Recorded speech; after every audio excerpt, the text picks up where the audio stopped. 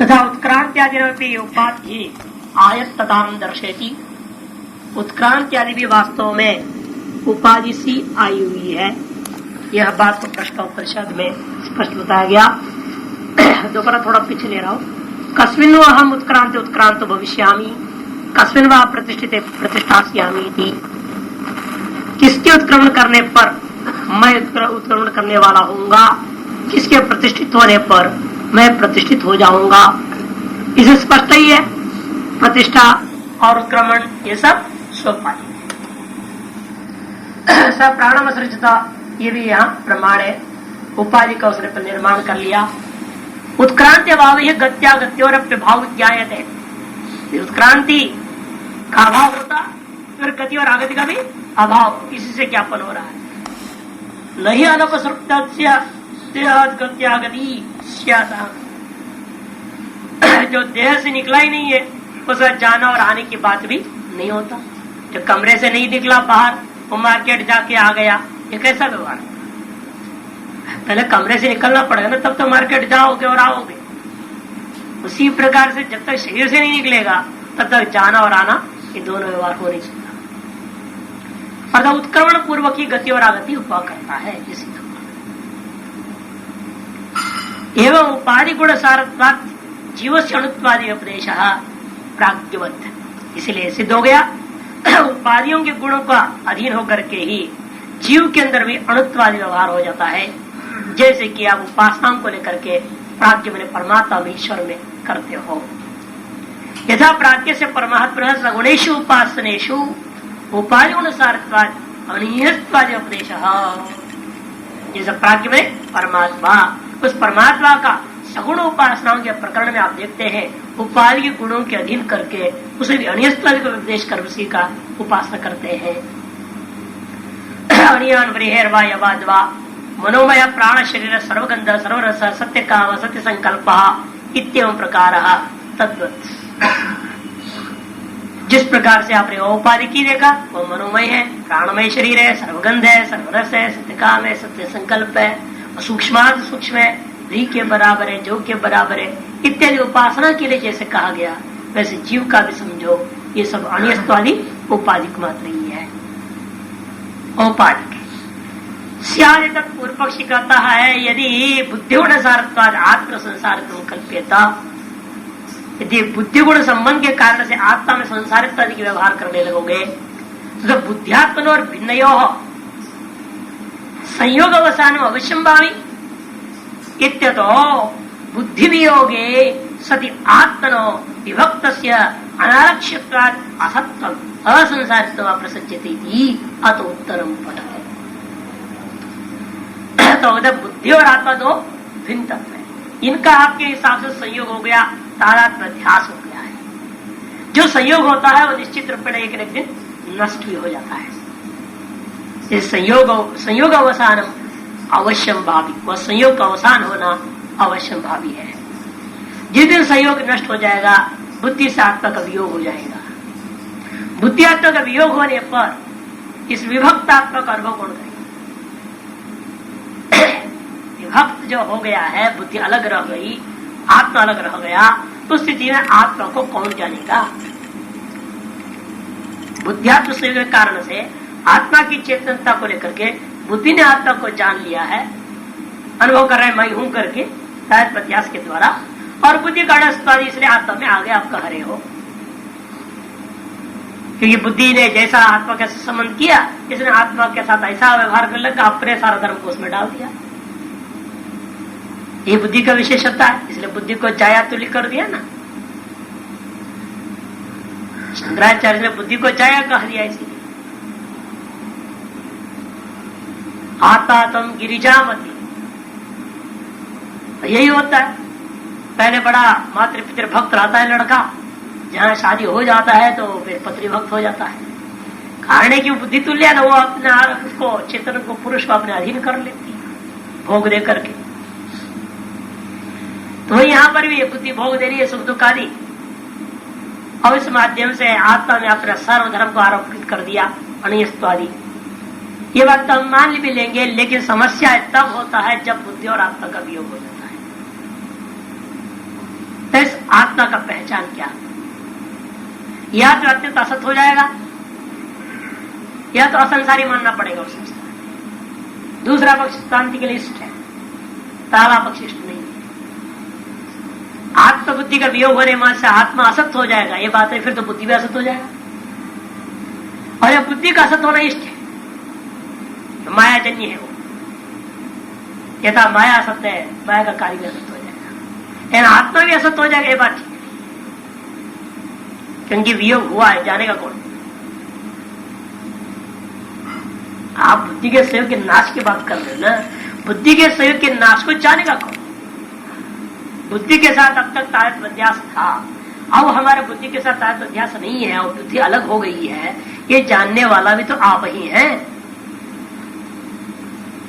लेकिन निरिंद्रिय ज्ञान को समझ नहीं पाते हैं तार्किक लोग। इंद्रिय सापेक्ष ज्ञानाधीन ही बुद्धि उनकी चलती है ना, इसे निरिंद्रिय ज्ञान स्वरूप अनुभूति रूप ही है, इसका अनुभव कौन करेगा प्रश्न ही नहीं है, वो अनुभूति स्वरूप है, ज्ञान स्वरूप ही है। आज अपने स्वरूपभूत ज्ञान को ग्रहण कर लेता है, सर्व ज्ञानावस्था में स्थित रह जाता है, वो भी अज्ञान अवस्था को लेकर कहा जा रहा है, इस बात को ग्रहण नहीं कर पाता है, इसलिए उसका कहना है फिर आत्मा का क्या दुर्दशा का पता है, आत्मनो विभक्त अनालक्षित, किसके द्वारा भी लक्षित नहीं किया जा पाएगा, अतः असत्य खपुष्प के समान हो जाएगी आत्मा। असंसारित्व व प्रसज्जित, अथवा असंसारी हो जाएगा। इससे पहला पक्ष निषेध करेंगे, दूसरा पक्ष स्वीकार करेंगे, हमारी इष्ट है असंसारित्व इसका असली स्वरूप है। यदि असंसारित हो जाएगा तो बड़ा खुशी की बात, वो अपने स्वर्ग में पहुंच गया। हाँ, असत्य इसलिए मान ही नहीं सकते ना, असत वो हो जाएगा तो बुद्धि भी तो असत हो जाएगी। विभक्तता के कारण से एक में असत्व आ रहा है तो दूसरे भी तो असत्व आएगा। नहीं तो असत्व को आत्मा में असत्व मानने में क्या प्रमाण है, विभक्तत्व यही तो कह रहा है वो, विभाग हो जाने पर आत्मा असत हो जाएगा। हम तो विभाग होने के कारण से यदि आत्मा असत होता है तो विभाग होने के कारण से बुद्धि भी असत हो जाएगी। और ये दोनों असत हो रहे, जानेगा कौन, ये तो आपके अपने तर्क एक विचार है। आप ये मान रहे बुद्धि और आत्मा का संयोग के कारण से आत्मा में सत्व है, संयोग के कारण से सत्व, ये उसकी विचार है कि सत्व मानता है बुद्धि का गुण है, क्योंकि वो प्रकृति में सत्वरजतम है, वहां तो निर्गुण है, उस सत्व तो ही नहीं। आज उसमें आत्मा में जो सत्वानुभव हो रहा है वो बुद्धि का धर्म है, इसलिए बुद्धि से वियोग जब हो जाए तो उसको क्या हो जाएगा, असत्य हो जाएगा, ये उसका तर्क है। बुद्धि असत्य से नहीं हो जाएगी, उसका स्वरूप ही सत्य है, उल्टा तो उसका स्वरूप सत्य क्यों हो गया, क्यों माया का सत्व से कार्य हो गया। लेकिन बुद्धि सत्य होने के बावजूद भी सत्व गूढ़ होने से उज्जड़ है, सत्य चेतनता नहीं है। और आत्मा में जो सत्व कहते स्वरूपता सत्व चेतन स्वरूप है। और इस बात को न मानकर वो सोच रहे आत्मा जड़ है, बुद्धि का सत्व गुण के कारण से आत्मा में सत्व आ गया, ये उसकी भ्रांति। अब इसे हमें यही समझाना है यहां पर, नहीं आत्मा तो स्वरूपतः ही सत्य है, बल्कि उसी की सत्य से इसमें सत्य आया है, नहीं तो सत्व गुण के सत्व का भान कौन कराएगा, उसी की सत्ता से ही इसकी सत्ता है। और सांख्यादि का अयस्कांत मणि आदि आधार पर है, नहीं तो लोहा है पता कैसे चला, अयस्कांत मणि से चलन हुआ उसमें, उसकी सत्ता मात्र से सत्ता वाला हुआ है। इसलिए सत्व गुण से आत्मा में सत्व नहीं आया है, बल्कि आत्मा के सत्व से यह सत्व गुण वाला सत्व वस्तु ऐसे बोध हुआ। सत्व गुण वाला एक सद वस्तु है, इस बोध का भी पीछे आत्मा का सत्व कारण है, आत्मा की चेतनता ही कारण है। यह बात उसको समझाना है, तभी शंका खत्म होती है, आत्मा सत्य हो जाएगा विभाग होने से।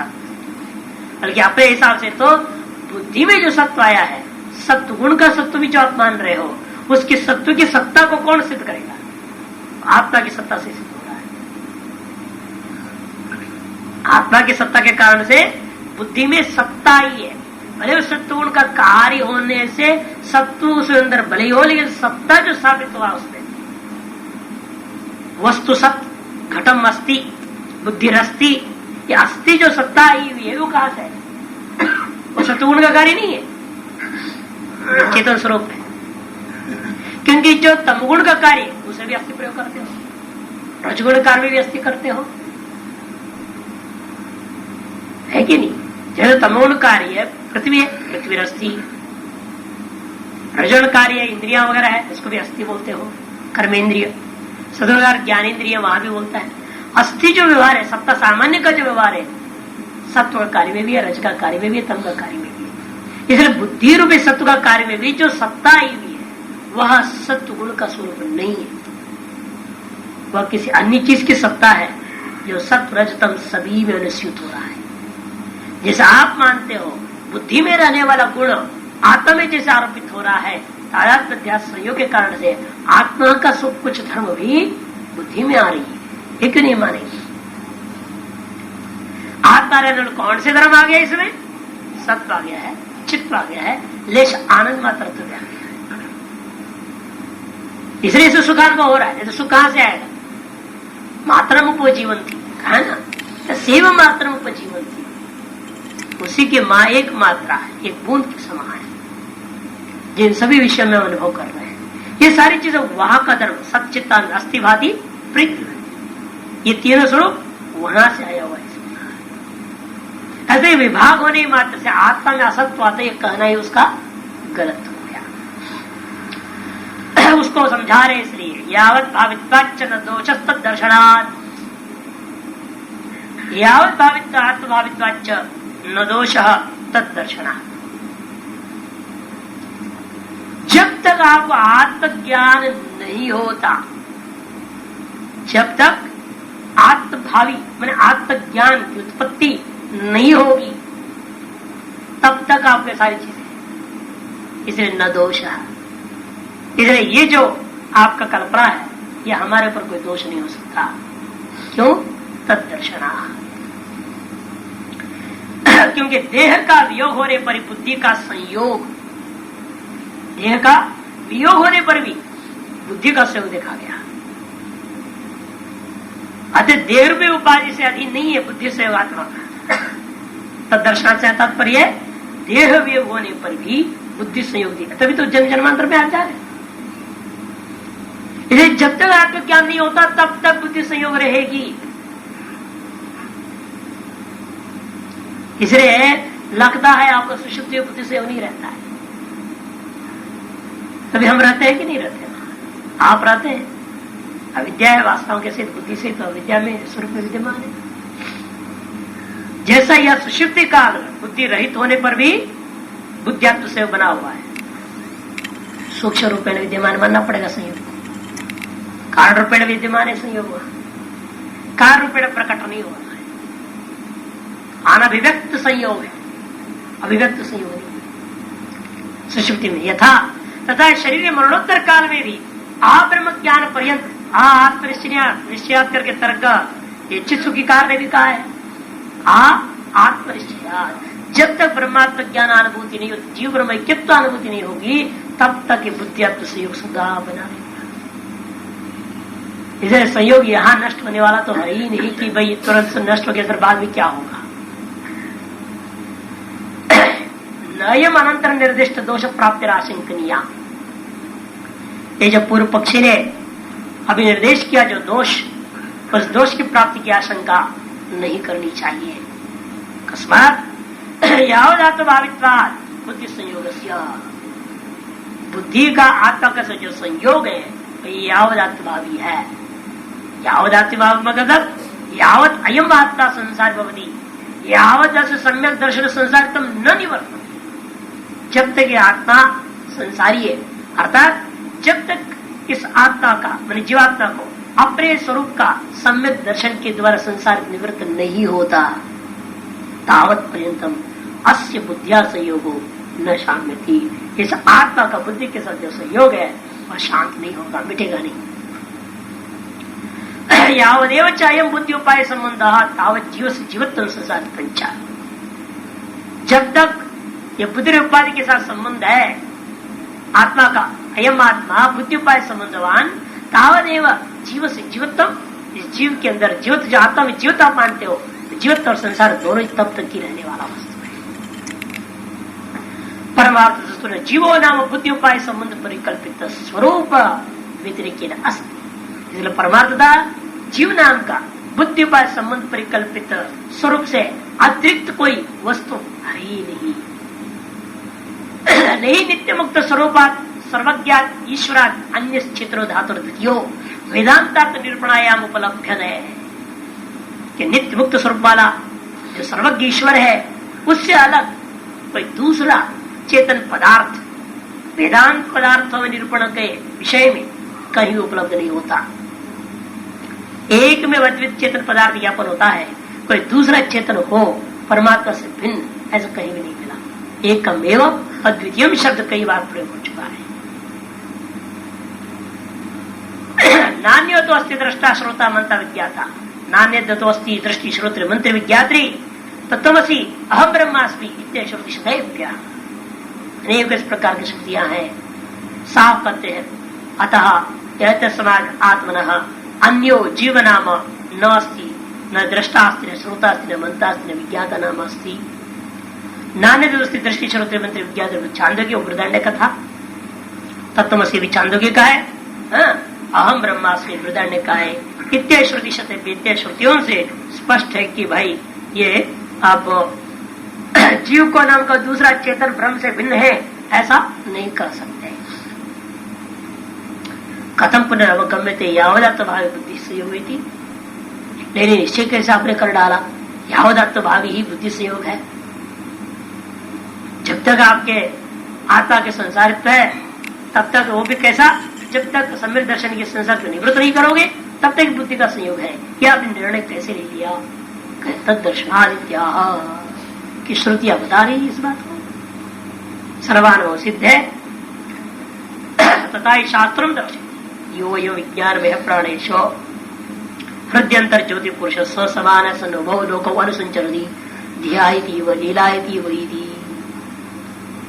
जो यह विज्ञान में है, प्राणों में अधिष्ठाता के रूप में विद्यमान है, इस हृदय के भीतर में ज्योतिर में जो पुरुष है समान सनुभव लोक अनुसंचरती, वह समान होकर के जागृत और स्वप्न सुषुप्ति सभी अवस्थाओं में उभव लोकों, जागृत और सुषुप्ति जो स्वप्न को भी जागृत के अंतर्गत ले करके कहा जा रहा है उभव लोकों अनुसंचरती।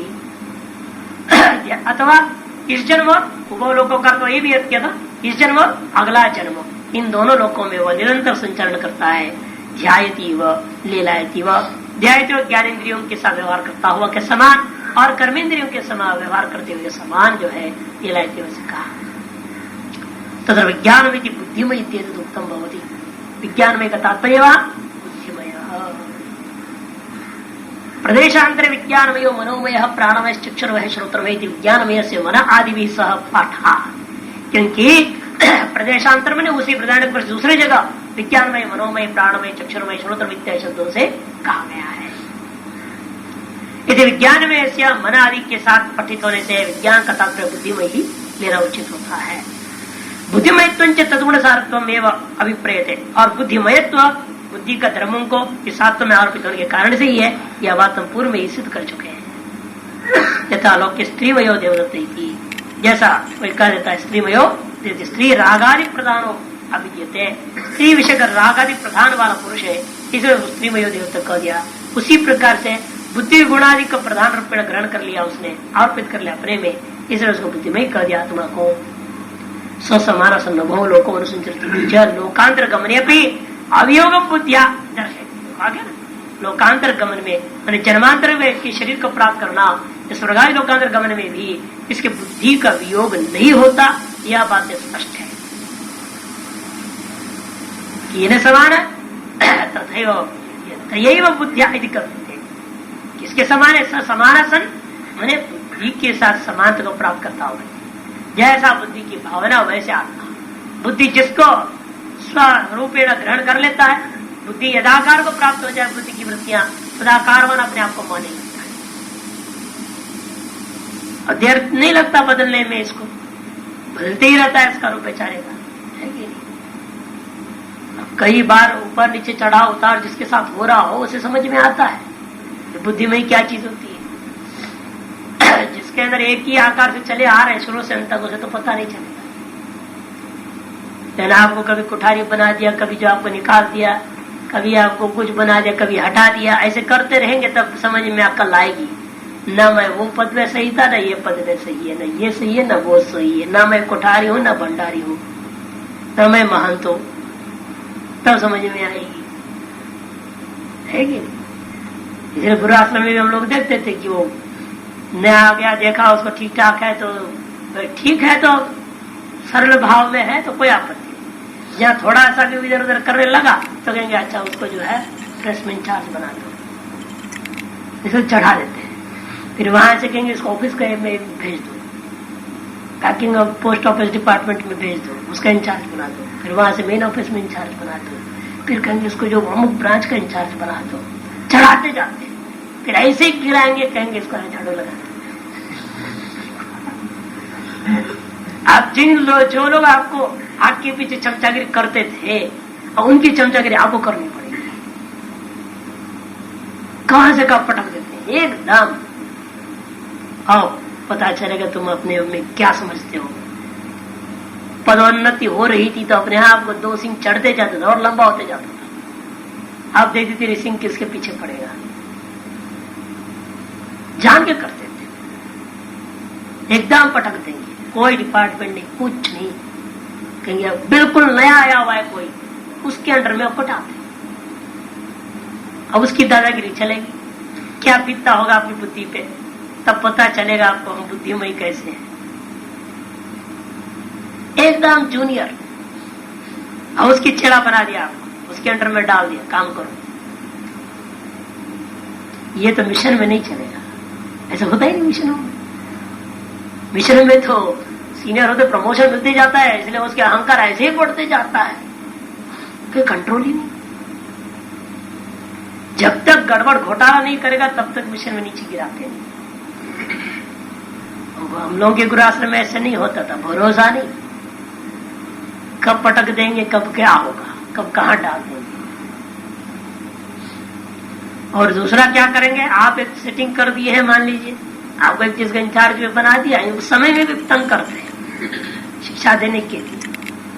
आपने टेबल ऐसे सेट कर दिया है, सब कुछ किया है, तो अचानक आ जाएंगे स्वामी जी, देखते हैं सब डिपार्टमेंट घूमते ही रहते हैं, सवेरे एक बार रख, शाम को एक बार, ये क्या रख दिया ऐसे क्यों, नहीं ऐसा नहीं रहेगा यहाँ, बस उसको उठाओ बाहर। आपका सारा जो सेटिंग है जान के तोड़ दे। अब क्या उनके साथ बोल तो सकते नहीं, विवाद तो कर नहीं सकते।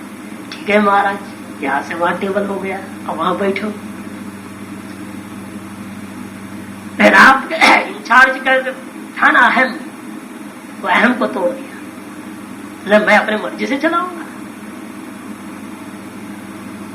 और फिर हफ्ता 15 दिन बाद आएंगे, फिर उसी जगह रखवा देंगे जहां आप चाहते। बड़ा विचित्र लीला होता है वहां, लोग इन बातों को समझते नहीं थे। सोचते महाराज पागल है, दिमाग खराब हो रखा है, कभी यूं क्या अटक फटक होते रहता है, कोई बात हुई है? लेकिन उसका रहस्य अलग होता है, वो गुरुओं की वो लीला को समझने वाला ही समझ सकता है। लेकिन शिष्यों के साथ कर तब तो ठीक है, आप लोग तो जो है पंचवटी वाला विशिष्य तो है ही नहीं, वो तो उसकी पागलपनी कहना पड़ेगा। वो तो फर्श पर फर्श लगाती रहता है, वो ऐसे थोड़े होता है। लेकिन अहंकार को तोड़ना मुख्य लक्ष्य है गुरुओं का, वही असली गुरु है जो शिष्य का अहंकार को तोड़। चाहे उसके लिए जो भी रास्ता अपनाना पड़ेगा अपनाए, वही विशेषता है। ऐसे वज्रपाणी करके थे छेड़े, उसको कंस्ट्रक्शन डिपार्टमेंट इंचार्ज बना दिया। अब वो सोचने लगा मैं ही महान हूं, मेरे बराबर कोई नहीं, मैं जैसे प्लानिंग करता हूं वैसे कोई नहीं कर सकता, इसलिए तो मेरे को बनाया है। अब उसे टॉयलेट सब प्लानिंग बन के बनाया था। असम में जो गए,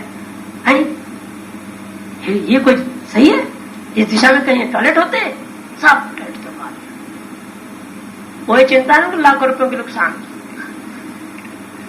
लेकिन उसकी घमंड को तोड़ना था, उसे लाखों रुपए का नुकसान भी ठीक है। सारे टॉयलेट बढ़िया फिनिशिंग हो रखा है, उद्घाटन करना है, और कल उद्घाटन होना है और आज उन्होंने आया, मैं देखता हूँ तुमने कहाँ बनाया, कैसे बनाया। तो पहले रोज घूम रहे, रोज देखे हुए हैं, तो फिर जानबूझ करके उस समय कहते रहे आज चलो चलो आज देखते हैं। और हमको सबको बुलाया, चलो चलो देखते हैं, भाई तो गुजरपानी ने बनाया है, बहुत बढ़िया बनाया होगा, चलो देखते हैं कहाँ बनाया।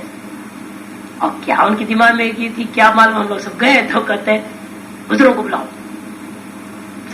छोड़ो गलत बना दिया है।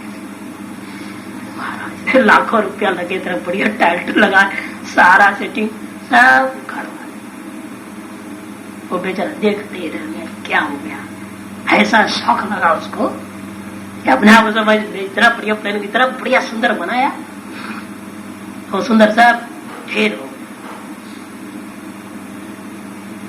वो तो वह खड़ा नहीं रह पाया, भाग गया। फिर हमको बोलते जाओ, अरे तेरे मैनेजर जी है ना, वो भी है उसके असिस्टेंट थे हरियाणा वाले बाबा, बोले जाओ थोड़ा शांति करना, उसको संभालना। हम लोग गए, उसको समझाया, अरे क्यों करता है, बना टूट गया, शरीर बना मर जाता है, वो भी हो गया फिर बनेगा, चिंता क्यों करना, इतना बढ़िया बनाया था, उसके दिल में वही इतना बढ़िया बनाया। तो वो जो अहंकार तोड़ने की तरीका अपना और फिर उन्होंने दूसरी जगह बनवा दिया, उसको उसी से बनवाया, उसी को कहे कि अब यहां बनाओ। वहां बन गया, बनने के बाद उद्घाटन कर दी। लेकिन उसके जो अहंकार को तोड़ना एक बहुत महत्वपूर्ण बात है। जैसे किसी के साथ ये नहीं कि वो अमुक अमुक, बहुत सारे ऐसे दृष्टांत थे, एक जय लीला करके दिखाए। तो कारण यही है कि भाई ये जो संयोग है, वो संयोग को नाश कैसे करना है। ये संयोग के कारण से तो सारा गड़बड़ है, सारा अहंकार, उसको तोड़े बिना। और जो चेड़े लोग चाहते हैं हमारे गुरु हमारी प्रशंसा सदा करते रहे, और जो गुरु चेड़े का प्रशंसा कर रहा है, समझो कि उसने उस चेड़ा को नरक में डाल दिया, निश्चित है वो चेड़े का बर्बादी हो गया। डांटते ही रहे वो ठीक है, कंट्रोल में रहेगा उसका अकल। इस बात को समझते हैं नहीं, आजकल तो सब लोग भी ऐसे ही आ रहे हैं, जब बाप की डांट नहीं सुना तो गुरु की डांट क्यों सुनेगा। तो ऐसे भी लोग बाप की डांट नहीं सुने, गुरु की डांट क्या सुने। था रामस्वरूप ब्रह्मचारी, जब हम हरिहर आश्रम में थे, लघु पढ़ाता था, वो एक दिन उस समय इतना हिंदी में आईपीएससी थी, तो अभी भी कभी कभी हो जाता है, मैंने तुम बोल दिया, तुम क्यों नहीं तैयार कराए, हटके क्यों नहीं आए, बस पकड़े तुम, हमको आपने तुम बोल दिया है, हमारे बाप ने हमको तुम नहीं कहा था, यहाँ पर हमको तुम कह दिया, हम आपसे नहीं पढ़ेंगे, आपको सम्मान देना नहीं आता, किसी पढ़ाई छोड़ दिया, बस एक तुम पे। अब आज तक पढ़ाई नहीं, आज तक नहीं पढ़ा है, कभी कभी आता भी माफी मांगता है, इनका अब समझ में आ गया उसको बात है। हमने कहा तो ऐसे प्रांतों में जाओ जहां उनकी भाषा में ही तुम्हें कहीं आप है ही नहीं पता चलता। अब भवन ऐसे ही किया, ऐसी जगह घुमा दिया जब तू बोलते, तुम भी नहीं तू, तुम भी फिर भी सभ्य भाषा है, तू बोल के पुकार, तो कहाँ गया। मुजफ्फरनगर में गया, वहां तो तू तड़ाके से बात होती है, बाबा हो चाहे कुछ भी हो, वो आप कुछ नहीं होता, बाप को दादा को सबको तू ही बोलते हैं, वो आप शब्द ही नहीं, तुम भी शब्द नहीं उनके पास। वहां जब फंसा इसकी अक्ल खुली था। अब यहाँ तो गृहस्थी आम, जिससे कोई संबंध नहीं, किसी कुछ मिलना नहीं दिलना नहीं, वो भी तुम कह रहा है, तू कह रहा है। इसलिए अहंकार बहुत खराब, ये संयोग के कारण से सब कुछ है। इसलिए भाष्यकार जोड़ देके कहते कि देखो, जैसा कि तच्चा दर्शेती, क्योंकि देखा गया, तो यही वो बुद्धि गम्यते सन्निधाना, किन समान, किसके समान होके चल रहा है वो बुद्धि, यद आकार को लेकर चलता है तद आकार। बुद्धि में सुअर के आकार हो गया तो सुअर का जन्म मिलेगा उसको, बेचारे क्या करे, बुद्धि जैसे आकार को ग्रहण कर लेगा, तन्मय हो जाता है। ये इस आत्मा का कोई दोष नहीं है। इसलिए कहते हैं केन समान है, तो ये वो बुद्धि दर्शेती, इसी बात को वाक्य शेष बताया, ध्यायती वो लेलायती वो। ये तदुक्तम भवति, यह बात यह बताई गई है। नायम स्वदो ध्यायति नापि चलति ध्यायन्त्याम, ये क्या कारण नहीं है, ध्यायन्त्याम बुद्धौ ध्यायति वा चलन्त्याम बुद्धौ चलति। बुद्धि ध्यान करती हुई है तो उसके अगर आप अपने आप को मैं ध्यान कर रहा हूं, बुद्धि चल रही है और चला रही है शरीर आदियों को, आपसे मैं चल रहा हूं, मैं चला रहा हूं शरीर को। इस प्रकार से होता है, सब खेल बुद्धि का आरोप हो गया अपने में। अपिच मिथ्या ज्ञान पुरस्सरोयम आत्मनः बुद्ध्या उपाय संयोग। अरे ये भी जो आत्मा का बुद्धि रूपा जो संयोग है ना, ये भी मिथ्या ज्ञान है, मिथ्या ज्ञान पूर्वक ही है, भ्रांति है, अज्ञान पूर्वक हो रखा है। यदि भ्रम न होता तो बुद्धि का संयोग भी नहीं। बुद्धि का आत्मा के साथ संयोग का कारण भी अज्ञान ही है। अज्ञान वशात, माया वशात हम मान रहे हैं कि बुद्धि का आत्मा के साथ संयोग हुआ, वास्तव में न बुद्धि है न बुद्धि का संयोग है। अजातवाद में देखो सीधे, वास्तव में न बुद्धि नाम की कोई वस्तु है, न उसका आत्मा के साथ संयोग ही है। जैसे न कोई चित्र है, न चित्र कोई संबंध पट के साथ है। ये सब कुछ बीच पे जो माड़ लगा दिया ना आपने, वो बेस जो बनाया कपड़े के ऊपर, बस उसी के ऊपर सारा चीज है। और आपको लगता है कपड़े पर, यदि कपड़े को कड़क करने के लिए माड़ नहीं लगाता है, अलग प्रकार का आजकल तो ग्लू बन गए हैं, इसे इसको कड़क करने के लिए कपड़े, उसी पर वो चित्र बनता है, नहीं तो बनेगा ही नहीं ढंग से। हम मानते हैं उसको कपड़े में ही, चित्रपट बोल देते हैं उसको। कोई भी पेंटिंग होता है, आप देख लीजिए, पहले एक प्राइमर लगाए, प्राइमर होता है, लोहे का है, लकड़ी का, अलग अलग प्राइमर होते हैं। फिर उस पर भी एक सफेद नीला जो भी एक बैकग्राउंड देनी है, एक कलर होगा। जैसे अपना बोर्ड बनाया ना, पहले प्राइमर लगाया आपने, फिर सफेद दिया, फिर उसके लाल नीले अक्षर लिख दिया। लाल नीले अक्षर है कहां? सफेद पेंट पर है, और सफेद पेंट है कहां? प्राइमर पर है। वो प्राइमर उसका नाम है रखा इसलिए प्राइमर, वही शुरू करने वाला है। प्राइमर बेसिक, सारे खटपट को शुरू उसी ने की, नहीं तो लोहा ही था बेचारा सीधा साधा, लोहा के लोग कुछ था ही नहीं, और वो उसी ने शुरू कर दिया सारा जाल उसके ऊपर। यहां पर भी वो जो अविद्या है, माया है, अज्ञान है, जो भ्रांति का कारण है, बस उसी के कारण से बुद्धि आ गई, बुद्धि का संयोग भी हो गया, सारा दिख रहा है। इसलिए कहते हैं पिछा मिथ्या ज्ञान पुरस्सरोयम आत्मनो बुद्धि उपाधि संबंध हो। मिथ्या ज्ञान पूर्वक ही है यह जो आत्मा का बुद्धि उपाधि के साथ संबंध हो। न च मिथ्या ज्ञान से सम्यक ज्ञानाद अन्यत्र निवृत्त रस्ते। और यह मिथ्या ज्ञान की जो निवृत्ति है ना, सम्यक ज्ञान के अलावा कोई दूसरा साधन से मिटाया नहीं जा सकता। तो इसलिए कहा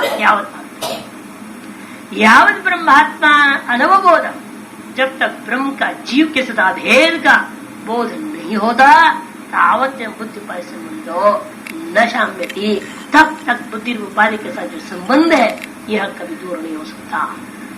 अतः वो जो आधारभूत भ्रांति ज्ञान है उसको नष्ट करना पड़ेगा, और भ्रांति ज्ञान को नष्ट नहीं करोगे तब तक इसको कोई फर्क नहीं पड़ेगा। दर्शेति च वेदाहमेतम पुरुषम महांतम आदित्य वर्णम तमसः परस्तात्। तमसः परस्तात्, वो तम है ना बीच में कोटिंग पहला वाला, उससे ही परे ये चीज करके हमारा अनुभव आ गया। उसके वजह से बारे सारे संबंध से सारा चीज था। तमेव विदित्वाति मृत्युमेति नान्य पंथा विधेयनाय, श्वेता सूत्र में कहा गई थी। मैं इस अज्ञानातीत, तमस परतंत्र अज्ञान माया विद्यातीत प्रकाश स्वरूप महान पुरुष को जानता हूं, और उसे जान करके ही मृत्यु को मैं पार कर जाता हूं। तमेव विदित्वा अतिमृत्यु, मृत्यु अत्येति, मृत्यु का मैं अतिक्रमण कर जाता हूं। अति को यति के साथ जोड़ना पड़ता है। नान्य पंथा, और इसको जानने का इस मोक्ष का और अन्य कोई मार्ग ही अयनाय मैंने मोक्ष आया, अन्य पंथा न विद्यते। मोक्ष के लिए अन्य कोई मार्ग ही नहीं है, स्वरूप ज्ञान के अलावा कोई रास्ता नहीं।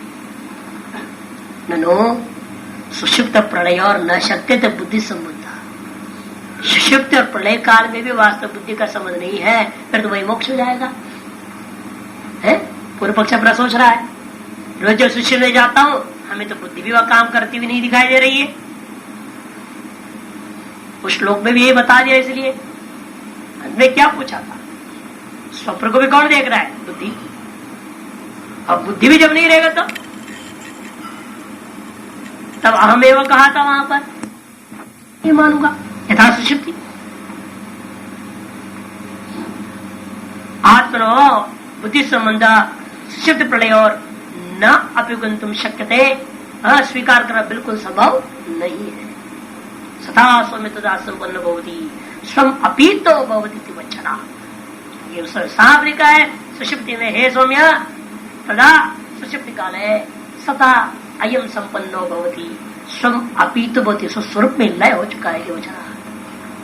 कृष्ण विकार प्रलय विमाच्छा, या स्वम अपीतो में संपूर्ण विकारों का ही लय, अतः बुद्धि का भी लय हो गया, अर्थात बुद्धि में संयोग नहीं रह गया। तत्कथम, इसलिए आपने पूर्व सूत्र में कैसे कभी यावत भावितो, ये कहना आपका ठीक नहीं।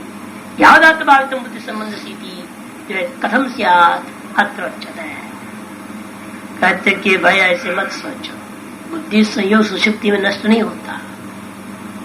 यादृश अभिव्यक्त संयोग था जागृत और स्वप्न में, तादृश अभिव्यक्त संयोग नहीं, किंतु संयोग ही नहीं है ये मत कहो। अभिव्यक्त संयोग और अनभिव्यक्त संयोग एक अलग चीज है। संयुक्त है लेकिन भान नहीं उसका, और संयुक्त का भान होना, ये दो अलग अवस्था है। उसको अनभिव्यक्त अवस्था को हम कारण अवस्था कहते हैं और अभिव्यक्त अवस्था को कार्य अवस्था कहेंगे। और सुषुप्ति इसलिए हम कहते कारण शरीर है, कारण अवस्था विद्यमान है वो। सुख शरीर स्वप्न का और जागृत का जो स्थूल शरीर में आपको जो उस समय वो अभिव्यक्त अवस्था में, इसलिए बुद्धि संयोग सुषुप्ति में भी है, प्रलय में भी है, लेकिन सुषुप्ति अभिव्यक्त न होने के कारण से उस समय आपको भान नहीं होता। लेकिन अनभिव्यक्त संयोग है, इसका क्या प्रमाण? इसका प्रमाण यही है, जगने के बाद आप क्या रहते हैं? आप पुरुष रूप में जग रहे कि नहीं जग रहे? क्या औरत हो जाते हो जगने से? क्यों?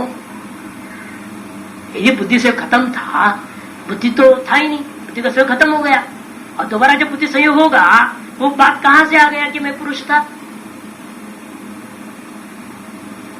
जब संयोग नष्ट हो गया तो बुद्धि पे सारा संस्कार उस आत्मा के कारण जो था वो सब नष्ट हो जाना चाहिए ना। बुद्धि संयोग के कारण से सारी वासना इस चीज शरीर से संबंधी था।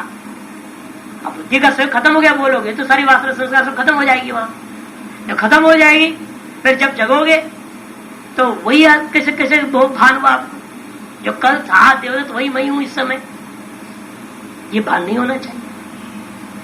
शिफ्ट उत्तरकालीन जो अनुभव सिद्ध करता है वो पुष्टवादी धर्म का संस्मृति से युक्त, स्मृति से नहीं, संस्मृति युक्त होकर के बुद्धि थी। किस रूप में थी, उसका संयोग किस रूप में था वो एक अलग बात है, इसलिए हम कहते हैं उसको अनभिव्यक्त था। ये मान लोगे ना, फिर विचार होगा अभिव्यक्त था क्या नहीं। और अनभिव्यक्त इसलिए कहना पड़ जाता कि उस समय आपको अपने पुष्पद का स्मृति नहीं है, भान नहीं है, इसे में कहना पड़ता है वो अनभिव्यक्त था। पहले था सिद्ध करो, फिर वो अनभिव्यक्त का सिद्ध हो जाएगा, क्योंकि वह अभिव्यक्त अवस्था में जिस प्रकार का अनुभव है उस प्रकार का सुषुप्त प्रलय अनुभव न होने से उसको अभिव्यक्त कर, इसे कहते हैं पुंस्त्वादिवत्वस्य सतो अभिव्यक्ति योगा। पुंस्त्वादिवत्, जैसे बाल्यावस्था में दृष्टांत बनाइए, पुंस्त्वादिवत्वस्य तू अस्य अलग, वत् तू अस्य, तू पूर्व पक्ष व्यावर्तन करने के लिए वत् तक दृष्टांत। जैसे बाल्यावस्था, युवावस्था और वृद्धावस्था में आप जाते हो, लेकिन युवावस्था में आने के बाद में ही आपके वास्तु का भान होता है है कि नहीं? बाल्यावस्था में आपके अंदर पुरुषत्व मान रहे हैं हम शरीर को देख करके, लिंगादि के कारण से, जनेन्द्रियों को देख करके, उन चिन्हों से आप मानती ये लड़का है, पुरुष है, ये लड़की है, स्त्री है। लेकिन उस कन्या में स्त्रीत्व का जो वास्तविक प्राकट्य है, या पुरुष के अपने पुरुष को वास्तविक प्राकट्य है, कब होता है? जब कन्या रजस्वला होने लगती है, तब उसका वास्तविक प्राकट्य होता है। जब पुरुष को भी कान लोग कहते मेच्योरिटी हो जाना, उसको कहते अंडकोश का फूटना बोलते हैं भाषा। तो वो जो अवस्था है, वह अवस्था प्रथम वीर्य का उसको जो है महसूस होने लगता है, भान होता है, तो वो अवस्था में ही वास्तविक युवत्व आ गया उसे पूर्व नहीं है। और कई बार इसलिए उसके बाद पता चला तो बाद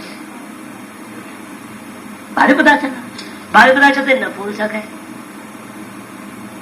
नहीं, शुरू से अब क्या मान क्या रहे, ये पुरुष है। लेकिन पुरुष तो उस समय कैसा है, उसका अनभिव्यक्त है, स्त्रीत्व अनभिव्यक्त है, बाल्यावस्था है। लेकिन उसका भावी संभावना पर उसे पुरुष का व्यवहार पूर्व से ही हो जाता है। अब ये नहीं कहेंगे पुरुष जाते मालूम नहीं, नपुंसक ये भी मालूम नहीं, फिर किस कोटि में डालोगे बच्चे को? बाल्यावस्था को किस कोटि में डालोगे? लड़का नहीं, लड़की नहीं, बांझ नहीं, हिजड़ा नहीं, नपुंसक नहीं, फिर है क्या हो?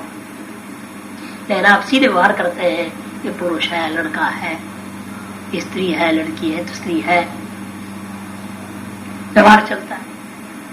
अब इससे पहले जमाने में जब लड़की को देख लड़का जाता था, वो चुई मुई, जो होता है चुई मुई, टच मी नॉट, एक पौधा है, लाजवंती कहते हैं उसको। वो जब ले जाती है ना लड़की, वो देने के लड़के को मिठाई तो कोना में उसको रखती है। अब वो उसको जब ले जाएगी तो इस तरह से हाथ पकड़ी रहेगी, उसको छूना पड़ जाएगा। वो छू के जब उसको थाली को लेता है, रख लेता है, स्वीकार करता है, और जैसे वो छुएगा तो वो मुड़ जाएगा, वो तो समझेगी कि हाँ ये मर्द है। अरे नपुंसक होगा तो मुरझेगा नहीं, वो ये पहचान है।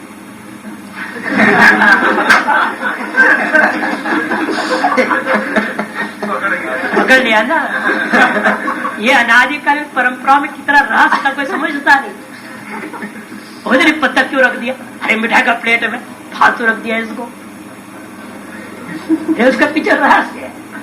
उस विज्ञान को कोई समझता नहीं, और परंपरा खत्म कर दिया और शादी कर लेते हैं, लव मैरिज। उसके बाद में लड़का हो रहा है, बच्चा हो नहीं रहा है, तो परेशान बाद में टेंशन, फिर दौड़ेंगे बाबाओं के पास, महाराज देखो ज्योतिष क्यों लड़का लड़की नहीं हो रहा। पहले परीक्षा अपने सनातन परंपरा से किए होते तो दिन नहीं आता। अब उसे पुरुषत्व मर्दाना लाने के लिए परेशानी होनी पड़ती, उसका स्त्री का रजोबल को बढ़ाने के लिए उसको दवाई दो, इसको दवाई दो, कितनी लफड़ा करनी पड़ती, तो भी कोई निश्चित तो ही नहीं होना है।